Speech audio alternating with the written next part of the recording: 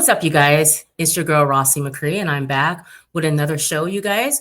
I am here with rising pop R&B artist Lánre out of Atlanta, you guys. I met Lánre, probably going on 2 weeks now, maybe. I met him Yeah. at an A's game here in Sacramento, and Lánre was there to sing the national anthem. It's not his first time singing the national anthem, you guys. He's done this many times before. Let's get to the show. This is Rossie's Clubhouse. Let's go, you guys.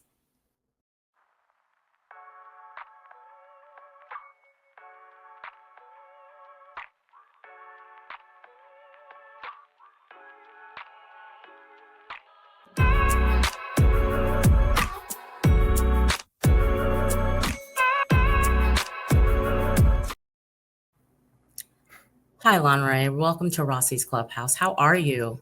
Hey, Rossie, I'm doing well. How are you? Long time no see.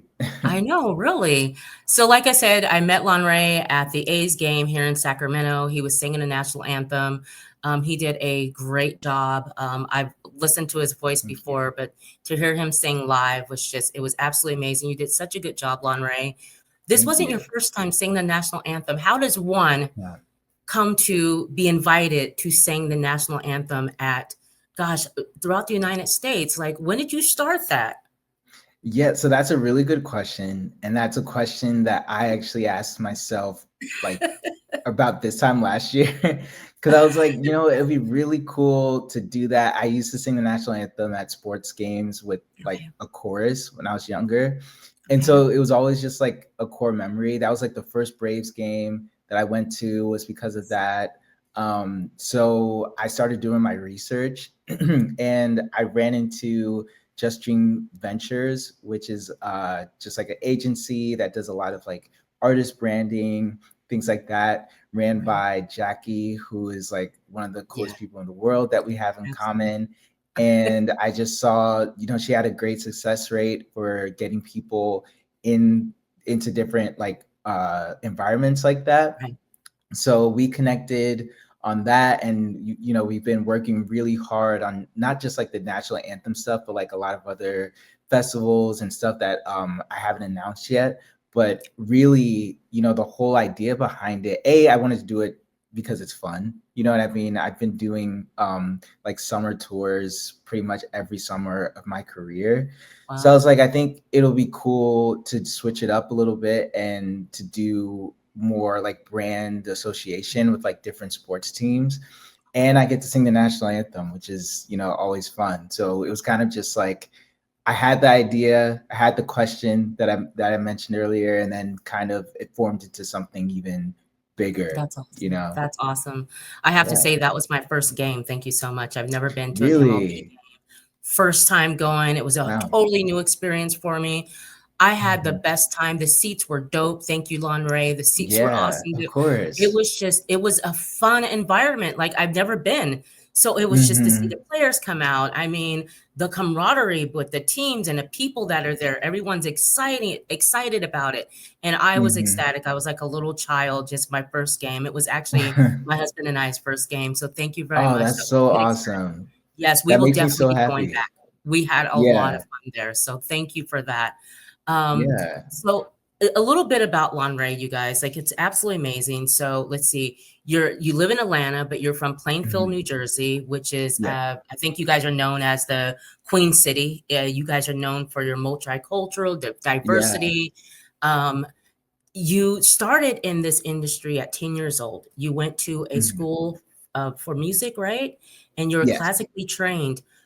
Mhm. What made you want to get into music? How did that start? And Mhm. at 10 years old? Yeah. So I always tell people like music found me from when I was like 4, even maybe a little earlier than that. Whenever the Lion King movie came out. And I say that because I remember from a very young age, I must have been like 3 or 4, I wasn't tall enough to reach the VCR on like on top of our TV. And back in the day, it was like this huge like Yeah. box. And I remember like learning how to rewind because my parents got me the VHS of Lion King, and I would always rewind the part where it was like, I just want to be king. And I Okay. Yep. remember just being so like enthralled by what was happening. I didn't even understand it really, but I would sing all the songs from Lion King like over and over and over and over again. And then that turned into my parents introducing me to like Luther Vandross and Whitney Yes. Houston, and Michael Jackson was a huge one. And I would do the same thing. I would just like continuously, I didn't know consciously that I was like singing, but Okay. I knew, obviously I knew what music was, but I didn't, there was something like very like spiritual that was happening. Like when I would like sing, Lion King or Michael Jackson, whatever it was. So my parents, they did everything. They put me into church choir. I started learning piano at 2. I started, being in like different productions here and there. My mom would take me to auditions in New York, like all that. Wow. And then finally she was just like, hey, I think, you need more structure than these little one-offs. And so she took me to audition for a school called Newark Boys Chorus School, which is based in Newark, New Jersey. And Okay. that's where I joined show choir, where like it was a middle school, but then like part of the whole curriculum was music theory, piano, and then of course like choir, where we would learn how to read sheet music, and we learned like classical, like operatic music as a group of like 64 boys. So Wow. it was That's yeah, amazing. yeah. Thank you, thank That's you. amazing. So when did you go pro? When did you like management like start going to the studio? Like this is what I'm gonna do. When you Mhm. graduated, like did you do it before you graduated? When you made your first single, your first album? Yeah, so I started releasing like seriously in 2020.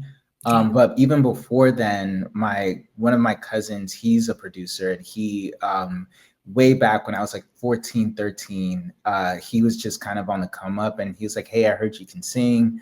I'm gonna send you some stuff so you can write to it and learn how to write." And so I recorded my first demo at like 15. I would go to the Wow. studio with an engineer that he referred me to. And I didn't even know how to write at the time, but it was sort of like a boot camp for what I'm doing now as an adult.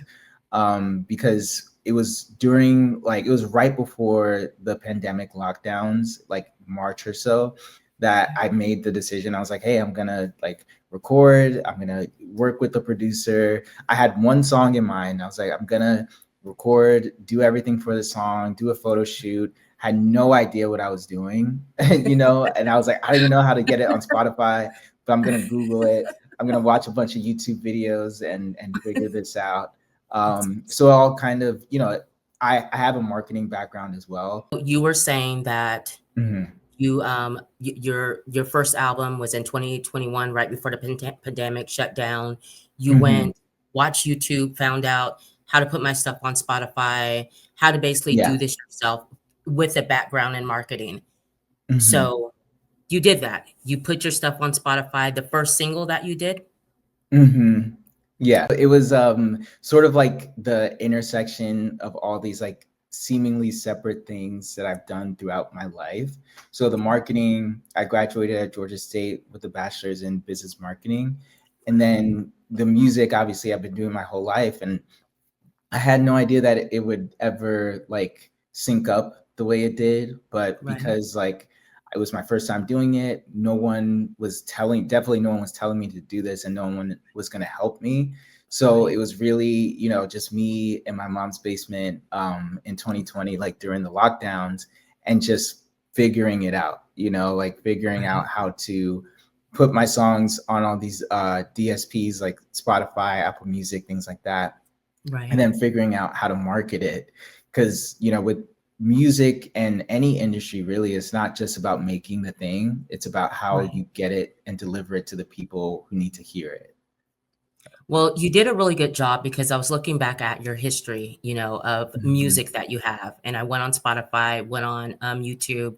And like I was telling you, your music is absolutely amazing. You Thank guys, you. let's see, he has classic here. Nobody's Burning, Imagine, Somebody New, Hi Strangers, which I put down, very poppy. Love the R&B aspect of Mm, it. The techno sounds, and it's really, really good. Upbeat, love that. In My thank you. Dreams. And then the classic that I absolutely loved and fell in love with was Beautiful Eyes, Yeah. with, is it Zaya Malak? Malik? Zaya Malik. Zaya Malik. He did a Hmm. great job. That song, Yeah. absolutely beautiful. And just to let you Thank guys know, you. so this is a thing with Lánre. He's absolutely bringing 2000s R&B back. He looked up to Beyonce, you guys, Usher. Hmm. I mean, Chris Brown. Was when you came out and with the Hmm. songs that you have, because it's very reminiscent of the 2000s R&B. That's what I got from it. Your Hmm. music is great and you're going somewhere Thank with it. you. Did you Thank you. know that that's what I wanted to do? I wanted to bring 2000 R&B back. I wanted to bring that back. Yeah. I think it just happened organically Okay. because I definitely didn't set out to do that. I think that's just as because I write all of my music. Okay. I've worked with co-writers. I worked with Zaya to Okay. co-write Beautiful Lies. But in general, all of that, like the words that I use, the Mhm. production that I pick with producers, like all of those are just things that I just do off of instinct. And I think the whole like bringing, the 2000s sound back kind of just came from like the feedback I was getting. Okay. Because when I first started, to be honest, when people would say that, I was really offended because I was like, wait, I'm really making music like right now. Like, why do you keep saying that I'm sounding like, Neo in the, 2010s? And Right. it was like a big lesson for me because once I stopped fighting it and I was just Yeah. like, this is, the natural kind of rhythm of my voice and like how I flow on melody, Right. then it became something really special. And I even like kind of camped it up this year by purposefully doing it, by like purposefully finding beats like my song Need That that Yes. Yes. completely leans into it. And there Yes. was like sort of like a light bulb moment that I had this year Mhm. because when I was writing it, I was like, I remember I was recording it in my producer, like my best friend Miles's house.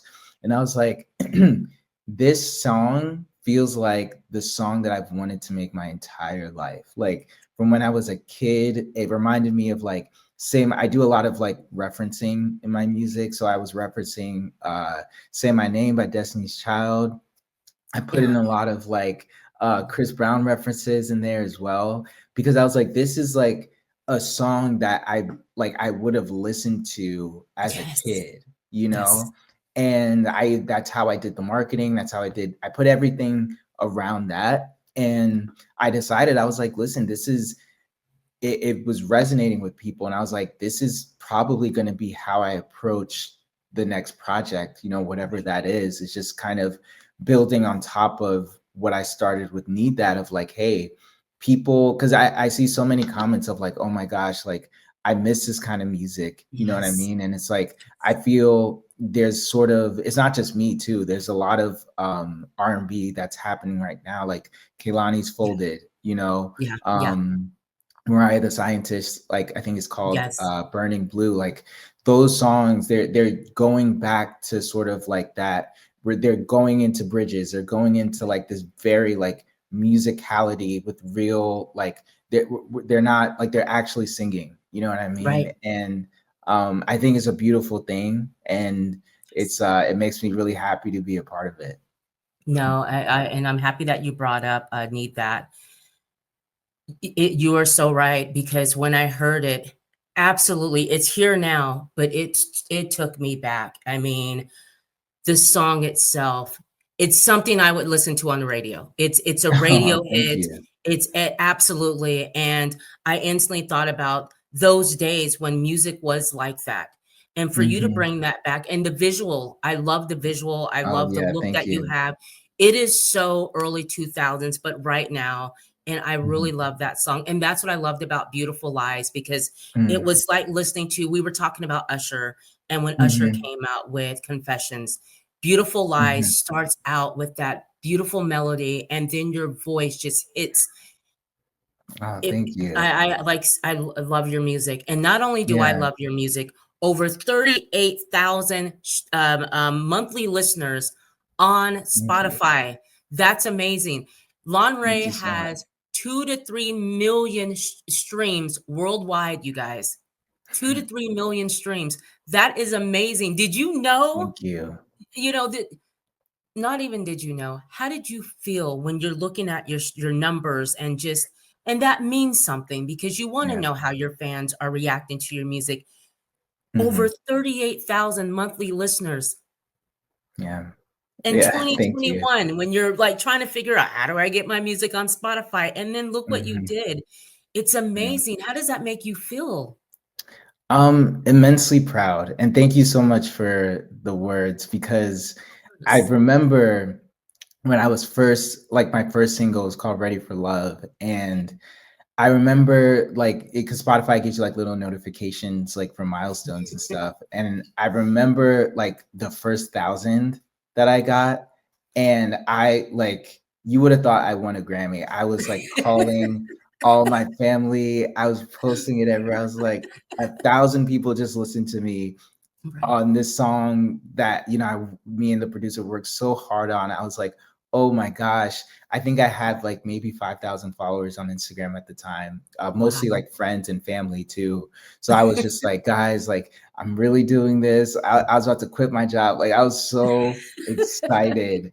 And I think back on that so fondly because that I remind myself of that, Yeah. because it's really easy to sort of kind of get into like the numbers game, Yeah. and to be sort of like I don't want to say numbed, but to not be present when you see your your progression, Correct. so it's like when I see those things, I'm like, look, I know like it's a blessing that this keeps happening and there's a momentum, but Yes. sometimes like I purposely take a pause and just like thank God. And when I'm looking at those things and be like, you literally were praying for like 50,000 streams, like if Right. that were to happen, you would have like been over the moon. And now Right. look at the catalog that it's has a life of its own.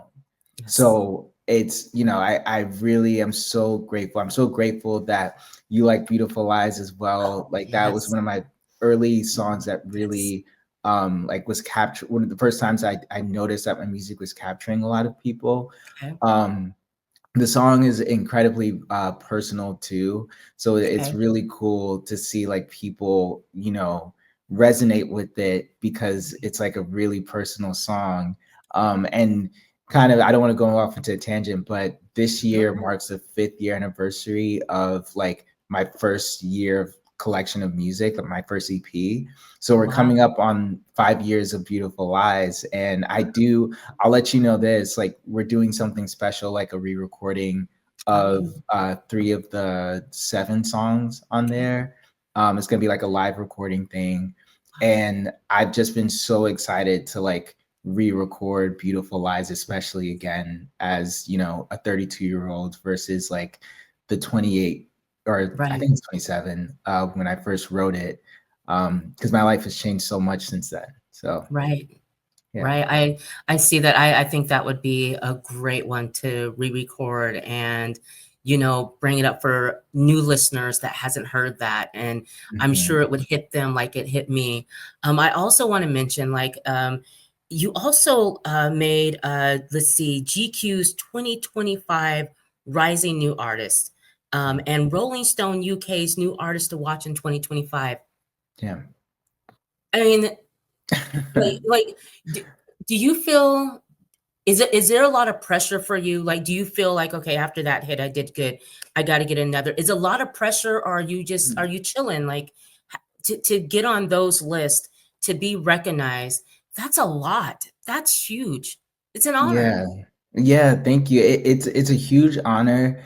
I think from when I was young, when I was at Newark Boys Chorus School that I mentioned, I learned pretty quickly that the sort of the applause doesn't last very long. You know what I mean? So those things are amazing, but you can't build like something sustainable just off of that. You Right. know, you kind of take it and you honor it. You say like you be grateful for it, Right. but you kind of have to stick to the mission, right? Right. Which for Yes. me is to create music that brings people together, right? Like that, it, you know, kind of like shortening it a bit, but it's really using my gift to help others, right? Yeah. So, and I want to do that on the biggest scale possible. So, like all of these steps kind of lead me to doing that. But Right. it's like the accolade in and of itself, you know, even one day when I win a Grammy by grace of God, like that in and of itself doesn't equal my success. You know what I I get mean? that. That's just like a nice thing that happened Right. on this journey. So yeah, That's awesome, and I see that, like, I absolutely thank see you. that. You know, you have big things that have happened and that are gonna continue to happen, but let's talk about, the new single that you have coming out Friday, September 26th, you guys. It's, Yeah. Last Night Alone. Can you talk about that Yeah. single, what's behind that single, and what we can expect from Lánre in the future? Yeah, so it's Last Night Alone, and I say like production wise, it's very much pulled from, again, like I said, kind of leaning into this like 2000s like R&B pop thing. I don't know if you know the song Beautiful People by Chris Yes. Brown. Yes. But yeah, so that's like one of my personal favorite songs. Like it Okay. got me through like college. Like love that song, love that era of his music in general. Yeah. So my producer, he actually wrote the top line to that song. And it's something that like because we've worked together on pretty much all of my music and Okay. but we very rarely have worked like that. It's usually like he sends it to me and then I write to it. But this time he wrote to it and sang a sample and then sent it to me. And I was like, Miles, like this is one of the coolest things I've ever heard. And I was like, I have to write to it. And this was back last winter when he sent it to me.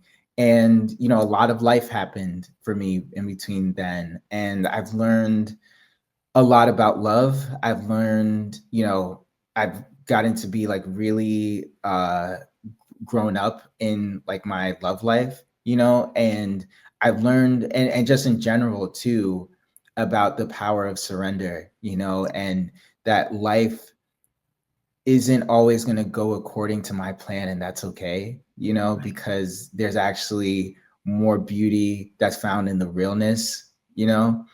Right. And you know, he originally wrote the part that goes like that's the name of the song Last Night Alone, and then I took that because of the experiences that I was living in my real life. I took that and just flipped the meaning of it of like, hey, let's make this our last night alone as we are, you know, not who I think I want you to be or who you need me to be, you know, or who you want me to be. And we can just both be who we need each other to be. And I'm putting that in a romantic context, but really one of my big thing for songs is like I want that to be about love period, right? Like there's so many different versions of how you can experience and receive love, you know. And I Right. think Last Night Alone, and it's a fun song too. Like I know I'm getting like really deep, but it's a really fun dance record, but at the same time it's shining a light on something that I don't think I've ever talked about, Okay. which is probably the most vulnerable I've ever been on a song. I Oh, kind of made a joke about it on my Instagram and TikTok of like, oh boy, I'm like completely opening my most vulnerable sides of myself to the mm, world again. mm, But I'm glad to do it because I hope that listeners will get that, you know, and absolutely. be able to resonate with that. So Well, I can't wait to hear Last Night Alone. You guys can yeah, get that September 26th, you guys. It'll be streaming everywhere, right? I mean, we can get it yeah, Apple Music, Spotify, it will be everywhere. You hmm, guys, this is Lánre. And, I- you know, when I met you, I have to say, meeting Lánre, you never know that this is a person that is streamed millions across the world because you came to me so humble, So happy, so nice. Your vibe was just great, very loving, and I love that you're doing music that brings love back in an R&B poppy way. I absolutely love that. I know I'm gonna like your next single. I'm loving your music. You guys can go and check out Lánre. His link, his let's see, his link tree. All of his socials will be in the description of this video. You guys will be able to follow him, link up with him, or link up with his music. Yeah, You do a please. lot of performances. You perform a lot live, and Mhm. I noticed that on your YouTube. Will we be getting more visuals, more videos from you? Yes, that is definitely the goal. So I mentioned that I'm re-recording stuff from my first EP this Okay, year. So that's going to be a total visual audio thing okay, with my band, and I'm really excited about doing like sort of a fusion of that. And right, then I don't want to say that there's going to be one for Last Night Alone, but we do have okay, something planned. Hoping we can get it out like within a month of it being released. But yeah, definitely gonna have, because I'm grateful to have fans like all over the world that may not be right, able to see me live. So I always right. want to like have something that they can see, that they can experience too, without me actually like physically having to be there. So Well, you guys can check that out. You guys can check out, let's see, Need That. It's popping, you guys. You will absolutely love that song. You can go to his YouTube channel. You can watch the visual for that. mhm. Lánre, this is your time to say whatever you want to say, shout outs, all that stuff. And right before you get that, Jackie, again, you got another hit. You got another amazing artist. Jackie, thank you so much for sharing your artist with Rossie's Clubhouse. This is all you, Lánre. Yeah, thank you. So I do want to echo that. Thank you so much to Jackie and the Just Dream Ventures team for giving me the opportunities that they have, for introducing me to Rossie. Rossie, it Thank was so you. great to meet you Thank and you. your husband, and just to, it was just so like heartwarming to see like a couple working together. Like I just Mhm. loved seeing that. Love that that was your first MLB game too, because I love MLB Yes. games. Um, and yeah, I just, thank you for the opportunity. And I just hope everybody finds the light, you know what I mean? And Yes. that you continue to believe in yourself. Yes. If my story kind of gives anything, I hope it inspires you to do that, because it's not easy, you know what I mean? And it Right. definitely, the road was not clear. But yeah, I just hope you guys stick to what you want to do, and put in the work to do it. Absolutely. Absolutely. You guys, thank you so much for joining me and Lánre here. You guys be Yeah. good to each other. I have actor William Marks coming on in about 2 weeks. He's a Sacramento actor here. He's an award-winning actor. We did a film together, Hidden in Plain Sight, and I can't wait to have him on the show and catch up and see what he's been up to since we did that movie together. Okay, shout out to Atlanta. Don't go anywhere, Lánre. You guys, we're going to get out of here. Again, this is Lánre out of Atlanta, rising pop and R&B artist, you guys, bringing the 2000s back hard, you guys. And we Yeah. definitely need that, all right? We are Oh, I out. like that.